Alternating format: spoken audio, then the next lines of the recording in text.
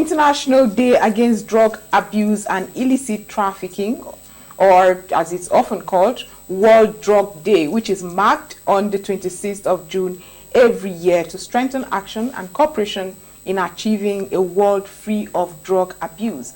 The aim of this year's campaign is to raise awareness about the importance of treating people who use drugs with respect and empathy, providing evidence-based voluntary services for all, offering alternatives to punishment, prioritizing prevention, and leading with compassion.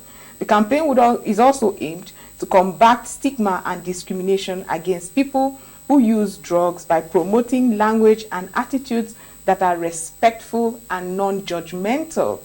Well, to discuss all of this and give us and help us with how we can empathize with people who have drug addiction is Mr. Aneto. That is Mr. Kenneth Aneto. He's the president, co-founder, A New Thing International Foundation. So good to have you join us. Good morning and welcome to Asa Morning. It's a pleasure to be here. Great. So 26th of June, internationally celebrated, the International Day Against Drug Abuse. This is an event that started in 1987, in December 1987, and then over the years, I don't know if we've been successful in reducing the drug use in the population. And then I'm not saying it based on statistics, but I'm saying it based on what we see every day. So I don't know if there's a data for it, but you'll see a high increase in the drug abuse amongst younger people now, even more so among women than we had maybe 5 years ago, 10 years ago. So how successful has this day been in creating awareness to fight the drug abuse been since 1987 till date? First of all, I'd like to thank you for this opportunity to be here. I don't take it for granted, especially when the media gives us a platform to sensitize on this type of issues. We have to understand that the issue of drug abuse or substance use, it's a challenge that I remember I was listening to the former EFCC chairman say that when you fight corruption, it fights back. Corruption, and I've heard when you fight drugs, it fights back. Yes, it will fight back. I've heard the NDLE chairman, Buba Mara, say such too. And we have to look at this issue as first of all, substance use disorder is a chronic relapsing brain disease that is characterized by a person going after a particular drug of choice, regardless of how it affects him, his immediate family, and his immediate environment. So first, we have to, the theme of this year's International Day Against Drug Abuse is People First. People First. Let's stop stigma, stop discrimination, and strengthen prevention. Right. So we have to begin to look at the landscape of intervention. Along this landscape of intervention, there are different strategic partners and different players on the landscape. The first, okay, let me start one. The first will probably be those involved in prevention. Our organization has been doing prevention programs for over 8 years. We've been working with secondary schools. There's a program we launched called Drug Abuse in the School Environment. The aim of that program was to equip secondary schools with knowledge and materials to curtail consumption of substances in those schools. Then we had Be Smart, Don't Start. That one would train the teachers. After training teachers, would equip them. The teachers would now be our advocates in the schools, running sensitization programs constantly, and we would monitor and evaluate at the end of every term. One of the schools that we launched the program in went to win a national award for a substance abuse quiz award. So after prevention, we have those doing sensitization, those going into the communities. In collaboration with different members in the House of Reps, we have done a lot of sensitization program. Ebony, Sokoto, we're even in Sokoto again. We've gone to Sokoto like 3 times. We were in Kanu for 2 programs, Tawakin Kudu, 1 in Warawa. We have been to Kebbi in Argungu. We have been to Imo State. We have been to Niger State. We have been to different states doing the same thing. After sensitization, they have those that do advocacy, which is more of what we do. We work with policymakers in the Ministry of Health. And by 11, we're going to have a World Press Conference with the Ministry of Health, with the PAMSEC at the Ministry of Health. And we work with policymakers to develop programs that they can target, use their zonal intervention funds to target their community members and make And sometimes we even work with how they can do drop-in centers, how they can create halls. We are currently building a center in Sokoto right now, in Sokoto North. That's your organization? No, in partnership with Right. the Senate Committee on Narcotic Drugs. Right. So after those doing advocacy, we now have those again that have their substance abuse treatment centers. They have ones at community levels. They have ones that are community levels, and they have the ones that are just normal in the cities. After those on the centers, we now have those that are into harm reduction. Harm reduction is when someone recognizes that, okay, this is a challenge and this person is having a hard time stopping. How can we make this challenge in a way that the person doesn't harm himself that much? There was a time that when there's a high prevalence of HIV/AIDS in Nigeria, they started sharing condoms, and it's cut down the prevalence. So they have some drug substitution programs that are ongoing. And after that, all these things are captured in the sphere of drug demand reduction. Then we have the supply reduction. We have the NDLEA, who have been doing very, very proactive activities. We have all the other law enforcement agencies that are working to handle these issues. But we have to look at the statistics. The statistics that are taken, last statistics show today there's going to be launch of the International Drug Report. But before then, let's hinge on the last one that was taken in Nigeria. For every 7 people in Nigeria, 1 has abused substances in the last 1 year. Yes. And for every 4 people that use substances, 1 is a woman. Yes. And as she said, the rise on women is high. The statistics show that women go faster from casual drug usage to problematic drug usage, especially those that inject, because when they take these drugs, they take it with multiple partners, which means in a scenario, if they were in a sit out and they were taking drugs, if the drugs were to finish in that particular place, everybody's drug usage has stopped, but the lady's drug usage is likely to continue because she can be invited to another place. Wow. And her drug usage will continue. And the men will really give it to her and give it to another fellow man, I guess. Fellow man, yes. But when we now look at the statistics for treatments, there was a no-endo study that was taken across 7-something treatment centers in Nigeria. And it was discovered that for every 20 persons that's treated, only 1 is a woman. Wow. However, there are also the ones that have multiple users. Yeah. Why? Because let's focus on treatment. I know before we start to go to the stigmatization and everything, treatment in Nigeria is something that it's not really there. Maybe because I'm not in the field. You're on the field, I can give so you would know, right? But for most people who are either drug users seeking help themselves, who have children or parents who are drug users, the availability of treatment centers are not so easy, like just walking into a primary health care center or walking into a general hospital. You don't need to know where it is, but you can find it easily. Accessibility has always been an issue. Also, costs in rehabilitation has also been a very huge increase. And I say this for a fact because I know there was some, may his soul rest in peace, he's late now, and he was a popular musician, but he came into Abuja, a couple of friends, then it was Majek Fashek, and he came into Abuja with a couple of friends, and they had contributed money. And that was the first time in my life that I had ever been to a rehab center in Abuja. And it was ridiculously expensive. And this was contribution by people.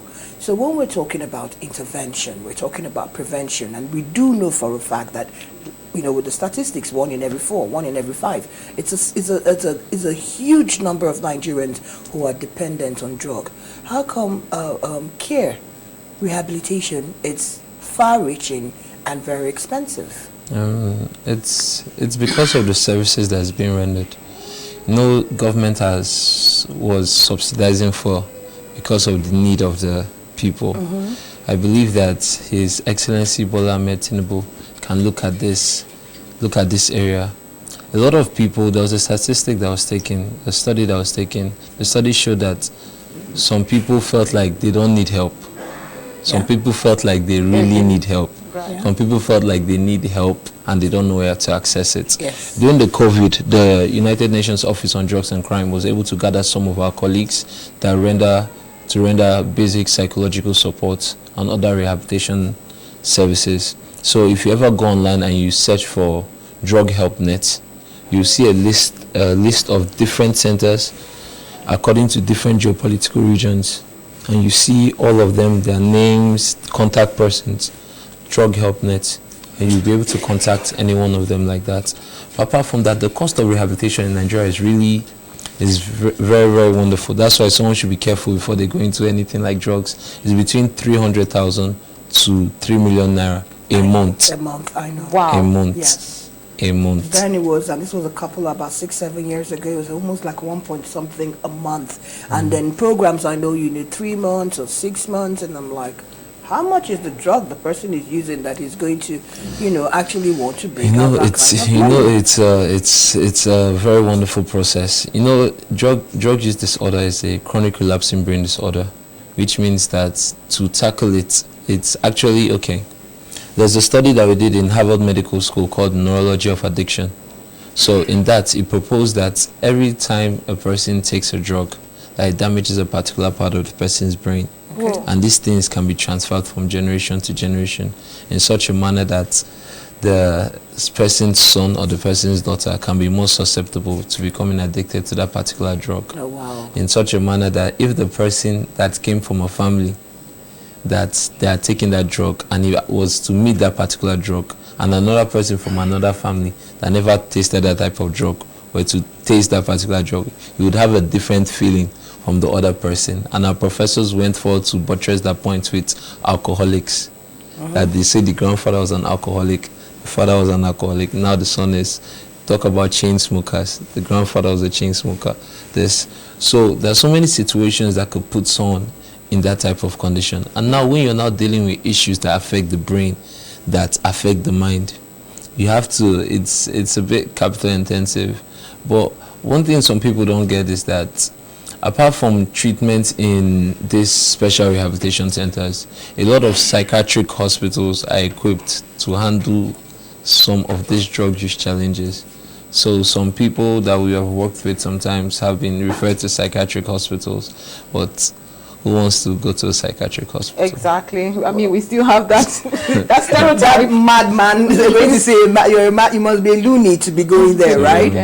But let's talk about the theme for this year. It's quite interesting. It says people first, stop stigma and discrimination, strengthen prevention. This is the first time, I mean, we're having empathy for these people. Often it's your fault, you did this to yourself, you're going to be a junkie and all of that. But we're seeing a little more empathy towards them. How did this come about? Why the need to highlight empathy? We see a lot of people that need help, a lot of people that want to come out of this challenge that they're facing, but they face a lot of barrier. Remember I told you that for every 20 people that were treated in Nigeria, only one was a woman. And that was because of stigma. Women face double stigma. They face stigma from their caregivers, from the healthcare workers. The woman is trying to get help in rehabilitation, that are slapping her saying, "Hey, woman, should you not be at home? You are here taking drugs. Useless, this, that," but they don't treat the man like that. And the woman is trying to, after even, when she's even getting it, they also face stigma from their fellow drug users in the treatment. "Yeah, woman, you are doing drugs with me. You are doing this with me." Oh, wow. This. Meanwhile, women are already, biologically, there are a lot of disadvantage for women to be going into drugs. Even when they finish the drugs, even when they eventually finish treatment, maybe she does a 3 months detox and she's going back. When it's time for social reintegration back into the society, they still face stigma from the community. Meanwhile, this is someone that's, because there are a lot of issues, risk factors that could put someone in this type of situation. Remember I spoke about neurology of addiction, that the person can be predisposed genetically to becoming addicted. Yeah. So that person has already been, a precedent has been set for that person to become addicted. There are other factors, maybe availability of the drug in the house, peer pressure, one medication. I've seen a beauty queen that, because she was a sickle cell patient, so she had to be injecting herself, and from injecting she became addicted, but her friend that taught her how to inject died. So she said, "I have to snap out of this. I'm not going to do this again." I've seen there was a nurse that she knew how to inject. She had an illness and she was treating herself. medicate him because she knows how to inject. Of course. But from there, she got addicted to it, and she opened up to the hospital and like, this is the challenge I have. And the hospital sacked her. Wow. Can go with your problem. So a lot of people want to come out of this, but they're facing a lot of barriers. So we need to begin to look at this thing holistically. We need to stop looking at substance use disorder as a criminal justice challenge and begin to look at it as a public health challenge. I love what you say, because I know there's some gory pictures, especially in the southeast, and I know that, of course, maybe we'll also talk about that during the course of the program, that different regions have different drug of choice. Like in the northern region is usually the codeine and all those kind of things, and I know in the southeast region the newest new drug now was what they call Impulum, which is crack heroin, you know. And when I watched some videos and I cried without even realizing that, okay, something could be done. They had this jungle justice for young kids who were already addicted to this. So you would see them tie people to the tree and then they're whipping them, which I thought was inhumane. So when we talk about a topic like that, like, you know, giving respect, I don't think Nigeria, let me narrow it to Nigeria, but that we have reached a point where we can even understand the pain that a drug user or drug addict is going through, and then we feel, okay, either you lock them up in all those, they are shackled, some kind of therapy place, they just, yes, you know, you lock them up there, they're beating them or making them recite the Quran or the Bible. They think it's a religious, let's pray out the devil from your head, or the very one we see where they're whipping people like animals. So what policies do we have in place to stop this kind of discrimination and then start to understand that, look, this is a social issue, like you said, and not a criminal case? Very good. So now this is why this comes into context, and this is actually the power of the media. The media has the power to inform the mindset of individuals, and I'm praying that maybe this interview will be played over and over again to encourage people to change their mindsets. We have to begin to look at this opportunity that we have at the brim of a new government with His Excellency Bola Ahmed Tinubu. He has already put strategic appointments in place. He has already appointed his special advisor on policy, Hajiya Bala Usman, and we know her capacity. He has already appointed his special advisor on health, Mrs. Salma Anas Kolo. Yes. So they can begin to work with individuals like us that have experience on how to tackle these issues. We can begin to look at education programs. The type of program that we did, the UNODC has a similar program that they trained us in. It's called drug education, and it's just for secondary schools. We can begin to look at programs in the Ministry of Health for healthcare workers on how they can be more empathetic towards people that are treating, especially those that use substances. We can begin to review policies there's a policy on if someone is caught with a particular drug, or there's the jail policy. We can begin to look at it. They only treat drug use cases in the High Court. Magistrate courts don't have that capacity to treat it. So if somebody is caught in the villages and it's not facing trial there, he has to wait until he go to High Court. And if he cannot get the court date, that guy is just going to be there behind the counter, whether it is a pencil off or it is this thing off, and he's just going to be there being dehumanized. If someone is opportune to now go to a court case, because the maximum sentence is 25 years, when someone can face risk factors. For a user or for a dealer? Well, it's if you're caught with it, so it's within the purview. Irrespective of the quantity? I think quantities come into play, but when we really look at it, on initial catching someone with a particular drug in a particular place, and it's just open there, it would take the ability. Anyway, the NDLA have been really trained, but how about other officers that have not been trained? It would take grace to identify and differentiate between the dealer and the user. Right. And if the dealer is proactive in a loose society, he might be able to wiggle himself out and leave the user hanging there. Yes. And that guy goes to a court case, and maybe the judge has a son that yesterday he was shouting on his son, who is teaching you how to use drugs? So Who Exactly. is teaching you how to that use becomes drugs? his And he victim. just comes and just meets somebody in his court case, in his court, and he's like, they caught this guy. You're the village people bothering my Yeah, son. so we have to begin to look at alternatives to incarceration for drug users. We have to begin to look at community service. We have to begin to look at other options. What more can we do? What more can we do? His Excellency just worked with, I was reading that His Excellency is receiving a loan from the African, a grant from the AMD, African yes, from the Development Bank Bank, yes. to do youth empowerment programs in agriculture and for women empowerment in agriculture. And I believe that's awesome, because a lot of farmers, before they engage in those that are not doing mechanized farming, Right. they usually use drugs to engage in such. So we can begin to look at programs to empower farmers too. There's so much that can be done. We just need to have the right people in the right room ready to do the right thing. Pardon me, we will need to go back to that conversation of rehabilitation. If Unanya is right, some of them are so deplorable, the state of it, you won't even want to pass by it. However, are there official or recognized or certified help centers or rehab centers? As at last year, there were about 70-something Ones that are officially official, recognized treatment recognized, centers. right. But we must understand that there are still some other faith-based centers that are still in it. Are they effective? Are they certified? Those are very nice questions. All Who right. does the certification? That's another nice question. So we have to begin to explore these things. What is the standard for rehabilitation and treatment in Nigeria?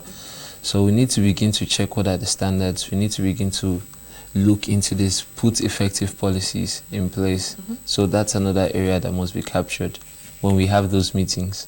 I don't think Nigerians really understand what is a drug use or drug abuse, because we know when you say alcohol, and we know that alcohol is a drug, but yes, we don't believe it's a drug.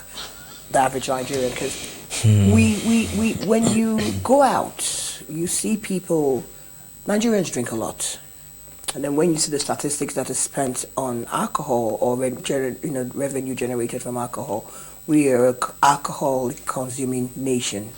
I know, like, when you go online, you see Alcoholic Anonymous. You have helplines that you can call someone. Say, addictions to smoking. Cannabis is a social drug in Nigeria. NDLEA, and we're speaking factually, NDLEA is still doing what they're doing, but it's not like when I was growing up, when I was much younger, and then I'll say it's only mad people or people that are, wayward or school dropouts. You have highly intellectual, highly functional people in social gatherings smoking weed. And then they have different grades and different names. I don't think as a nation that we have understood that all this are drugs. We just look at them like social recruitment, we're having fun, and unfortunately, one person can do it today and say, you know what, I'm not doing it again for the next 1 month or 2 months. And then there are people that actually start that one day and then it becomes dependent. Cannot let it go. You understand? They're dependent on it. So nicotine, alcohol, marijuana, all those are looked at social. Looked at as recreational drugs and recreational activities. It's when you say, oh, cocaine, crack, and preliminary, everybody looks at you, you're a junkie. But that's how it starts. So how do we create that enlightenment to the society itself that says, I mean, it's natural for two people to hang out and finish a bottle of JD on a table and an outing, and it's normal. Is it? It is. My friends, the crowd I know, it's nothing. I wouldn't know that. But in a more civilized place, you shouldn't be doing more than maybe a thought or two, But there are some countries that you can have more than three bottles of beer on the table. But I know now, the more beer you see, the more they've conquered. There's a word they use. Dead soldiers. 'Cause I'm not a beer person, but they're dead soldiers. It's a thing. The more bottles on the table, that your table is rocking for the night. Ifunanya is more social and trendy than Oh, yes, I am. You're really grounded in this information. I do my research. So, but we don't look at those things as a problem, but they are. So how can we, as a society, get to the point where Ifunanya can wake up and say, you know what, I'm an alcoholic and I want to go for... We don't have things like that. That's one very important area. And that's why I'm here. That's just one you. Yes, that's just one Of course, me. a step is a step. There was, I was invited, me and my colleague that's in the studio were invited to the UN for a meeting. It was a UNCAS meeting. So they had delegates that came from another country to gather information to share with other presidents. And in this meeting, they're telling us about the community in Uganda where they had 200 NGOs just in one community. For to help fight drugs. Not to fight drugs, to handle different challenges that were going on. Okay. 200, just not in a state. In a community. In a community. We need that kind. We need that type of intervention. We need everybody. Remember, I broke down the intervention value chain. Yes. I spoke about people in prevention. Yes. I spoke about people in sensitization. Advocacy. People in advocacy. Yes. People in rehabilitation. People in harm reduction. But I didn't talk about the people in the media, because you guys are responsible for informing the mindsets. You can either break this stigma or you can continue to enforce it with the right type of reporting. When you stop glamorizing it, when you stop making the people look like criminals. So you guys have a very important. We criminalize it and we glamorize because it. You just because they want to make with the sense that you want to make sense. You want to like make big this thing sensationalize it. Yes, headlines. Yes. Oh, big drug dealer, this, or glamorize it. So you guys have a very big part to play in that aspect, because if you guys begin to change the yardsticks from these guys are criminals, from this thing is trendy, from this thing, to these guys are people that have a chronic relapsing brain disorder. The other chronic relapsing brain disorders, that when I say chronic relapsing, it means that it's chronic, it can be treated, but it can relapse. Right. So like cancer, it's chronic. And it can relapse. It can relapse. Yes. So just look at it like that. So it now lets you know the type of challenge this person has. I've seen CAT scans of people's brain when I was in Harvard Med School. The CAT scans of people's brain that went into treatment, that you see that the brain is damaged. This one is doing crack. You see the areas of the brain that are damaged. But in rehabilitation, you see someone go from those parts of the brain damaged. After rehabilitation, some people 6 months, depending on the intensity, depending on the level of the person's drug use and his substance use disorder, you see the person go, and you get to see sometimes people's brain that are completely healed. Wow. So all this thing is possible. We can actually change this yardstick. There's a projection that because of Africa's youthful population, there will be a 26 to 40% increase in drug usage. I think it's already climbing that, because if we take the statistics of 5-10 years ago now, yes. That's why His However, Excellency. as important as the media is, do you partner with the music industry, the drama, Nollywood? Do you partner with Nollywood? Because when you talk about glamorizing the drug use, they are more culpable than the mainstream media is. Sincerely speaking, we haven't done anything per se, because we haven't actually done anything per se. I believe the value chain is large.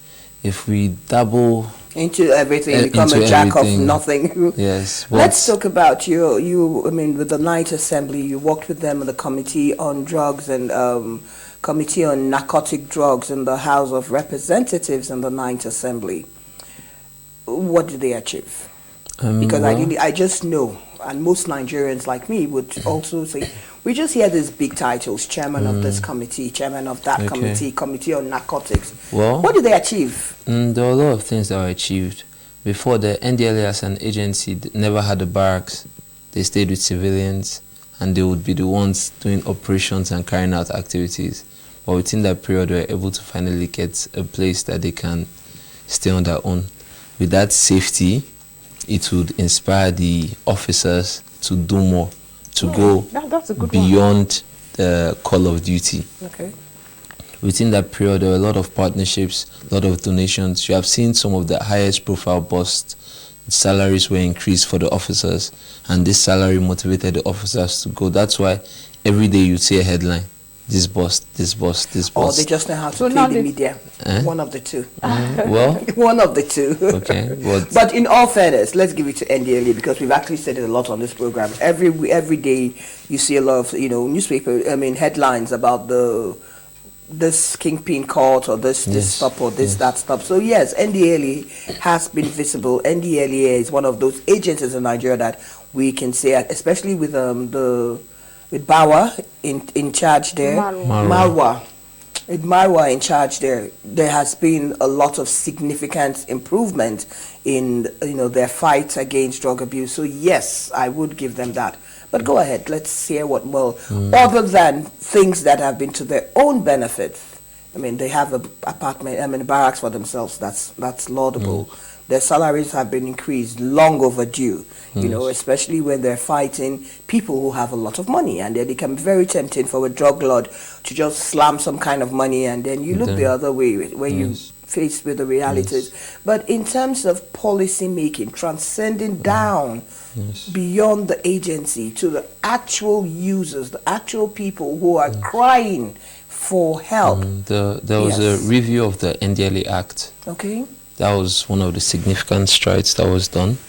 It was reviewed. The NDLEA Act was reviewed, but actually it wasn't assented to.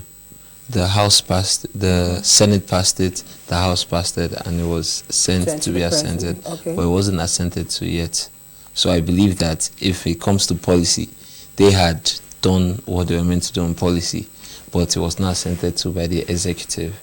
And I believe His Excellency has something to do on that right now, Parliament Tinubu. You're very positive about that. Yeah, exactly. You've called his name 3 times in the course of this conversation. So let's hear your thought on that.